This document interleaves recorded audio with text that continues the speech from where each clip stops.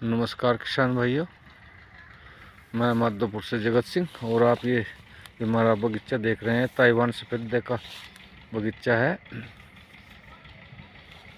और ये जो अब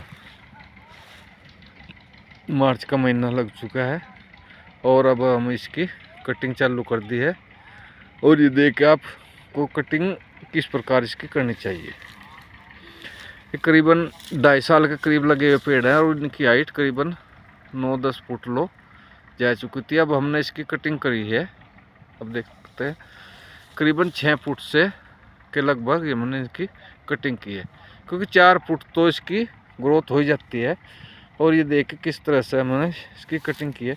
जैसे कि एक ब्रांच जा रही थी, हमने इनकी जहाँ 2 शाखाएँ फूटी हुई थी वहाँ से इनकी थोड़ी थोड़ी ऊपर कटिंग, क्योंकि इनमें से कम जहाँ 2 एक शाखाएँ थी 2, अब कम से कम आगे इनमें से कम 7-8 शाखाएँ आराम से फूट जाएगी, जिससे कि आपको अधिक फल मिल सके और इसकी हाइट भी मेंटेन हो जाएगी। क्योंकि 10 फुट लो आप बैगिंग भी कर सकते हो आराम से। और ये देख के जब जिस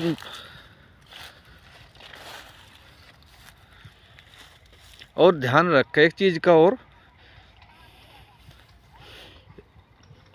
कि जब भी इसकी कटिंग करें हम इसकी कटिंग कटर से करते हैं। कट से इसकी कटिंग करनी चाहिए, ना तो देखो इसकी टहनियाँ फटती हैं और ना छिलती हैं। जैसे बक्कल छिल जाता फिर टहनियों में फुटाव नहीं हो पाता।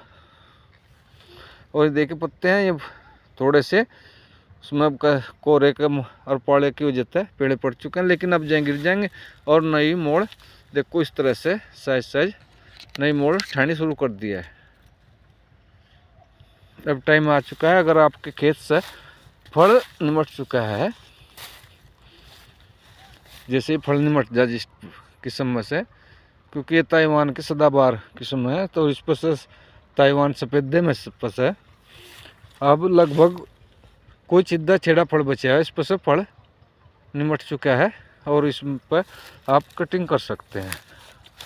जिस किसान अभी कुछ किस्म तो मेरे पास ऐसी हैं जिन पर भी करीबन 1 महीने अप्रैल तक फल मिलेगा और इस पर कटिंग हमने कर दी है।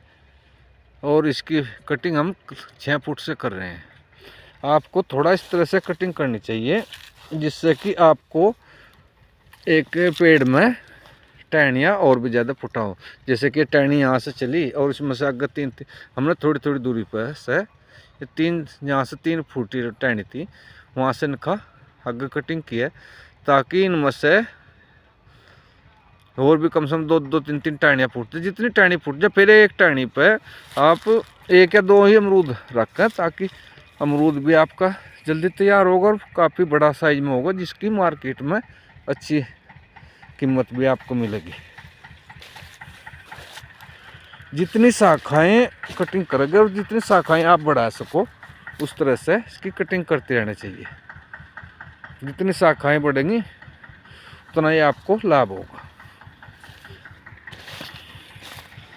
देखिए अभी हमें इस तरफ तो लगभग इस खेत में कटिंग कर चुके हैं, लेकिन यहाँ से आगे भी ये रेड डायमंड के पेड़ हैं, इन पर फल लगे हुए देख सकते हैं। अभी ये अप्रैल में तक तैयार हो जाएगा पक के। कुछ तो इन पर लगातार फल दे रहे और फिर जब इन पर ये अप्रैल में निमट जाएगा